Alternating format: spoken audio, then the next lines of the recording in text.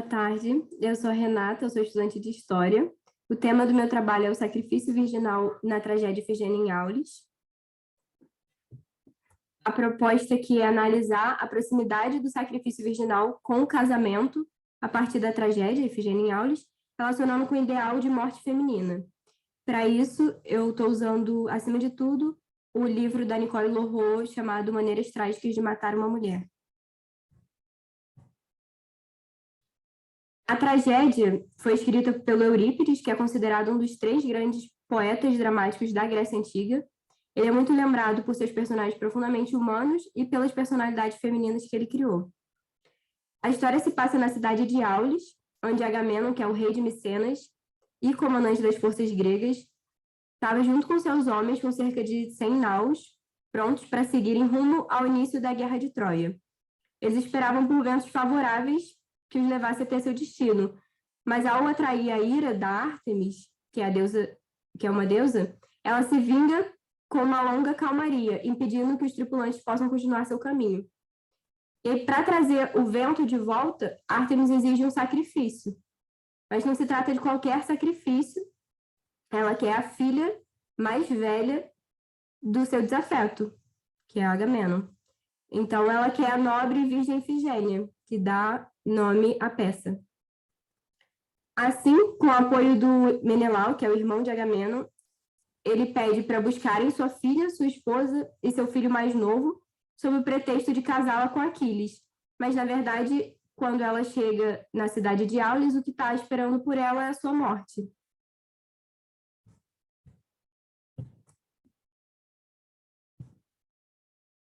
A morte não é um processo somente biológico. Ela envolve também questões socioculturais. Um aspecto relacionado à morte de muita importância para os gregos é a memória. Essa aparece como um elemento fundamental na manutenção de uma identidade social, e é ela que mantém o vínculo entre o morto e a sociedade, evitando uma morte que vai além da morte biológica, que é a morte social, com a destruição completa do indivíduo no imaginário dos vivos. Assim, é vital para a preservação da memória do morto que ele tenha falecido de maneira honrosa, realizando a bela morte, além de que sua família realize seus ritos funerários. E há uma relação também clara entre a morte e a honra. No caso masculino, se você é jovem, a morte honrosa está ligada ao campo de batalha. Mas à medida que envelhece, espera-se que a morte ocorra de maneira natural. E aí entra a questão da morte feminina. Existe morte honrosa para as mulheres?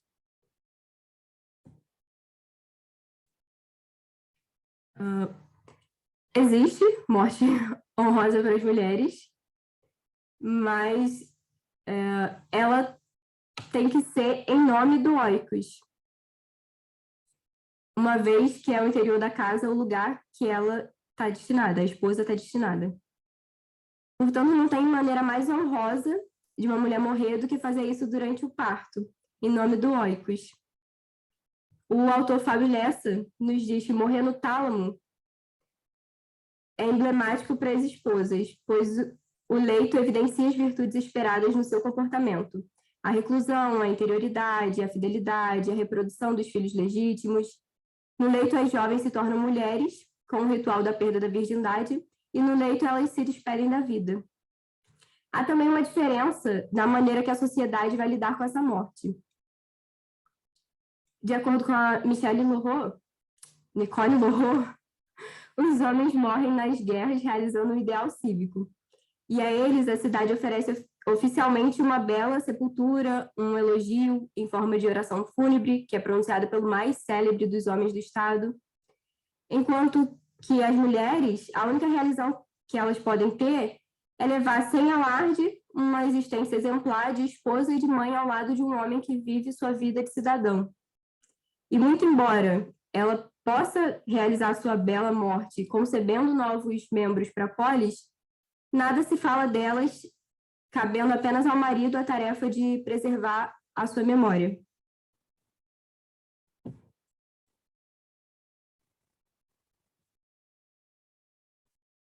Se fora dos palcos a morte honrosa estava ligada ao tálamos, Em cima deles, havia uma outro tipo de morte, que é destinada às virgens.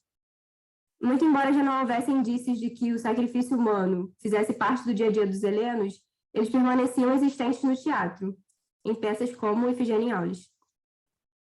Há uma ligação entre o sacrifício virginal de Ifigênia e o casamento. Essa analogia é suscitada pela proximidade do imaginário grego entre Eros e Thanatos, o amor e a morte.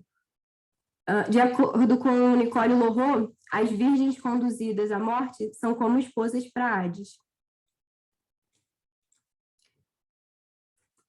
Vargas e Polo também vão dizer que ambas cerimônias de sacrifício e de casamento acontecem a mesma coisa.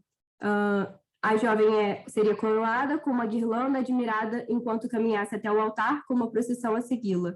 Seria louvada por cânticos acompanhados de movimentos rítmicos, além dos festejos e do fogo. Isso aparece na tragédia, quando a própria Ifigênia diz: dá-me muitas coroas de flores para adornar com elas a minha cabeça. Isso momentos antes do ritual do sacrifício. E aí a gente tem Pártenos, a diferença, né? Entre Pártenos e Guiné. Pártenos virgem, Guiné seria a mulher. O casamento marca a morte da menina, que é a virgem Pártenos, para o nascimento da mulher adulta, que é a Guiné. Se com o casamento a jovem perderia a virgindade, o sangue derramado no sacrifício ficaria no lugar do sangue do defloramento, da perda da virgindade. E há uma mudança também, isso que nos diz Agamel, na postura com o casamento. A jovem deixa de falar como uma virgem temerosa para falar como uma mulher consciente de seus deveres. Isso também aparece na tragédia. Nesses dois trechos, nós temos Ifigênia ainda tomando atitudes ainda enquanto Pártenos, né? Ainda enquanto a virgem, relutante em aceitar seu destino. Ela diz: com quantos vestidos são aquinhoadas as frágeis criaturas de existência efêmera, e como é dura para nós a sujeição às leis inexoráveis da fatalidade. Ai de mim, a quantas provações e males sujeita-nos a pérfida filha de Tíndaro. E nos versos seguintes ela diz: preferir a morte é por insensatez. Uma vida infeliz é 1000 vezes melhor que uma morte feliz. Mas, um pouquinho à frente, na tragédia, ela já muda de posição, conforme vai se aproximando, de fato, do sacrifício, ela muda e aceita seu destino.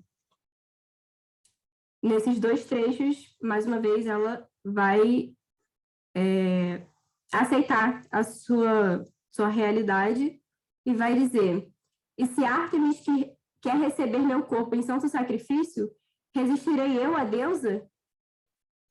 Resistirei à deusa eu, simples mortal? De modo algum. Darei a minha vida à Grécia. Matem-me para que desapareça Troia. Meu sacrifício me trará renome eterno, como se fossem minhas núpcias e meus filhos e minha glória. E no trecho seguinte ela diz: tomei neste momento a decisão final, de me entregar à morte, mas o meu desejo é enfrentá-la gloriosa e nobremente, sem qualquer manifestação de covardia.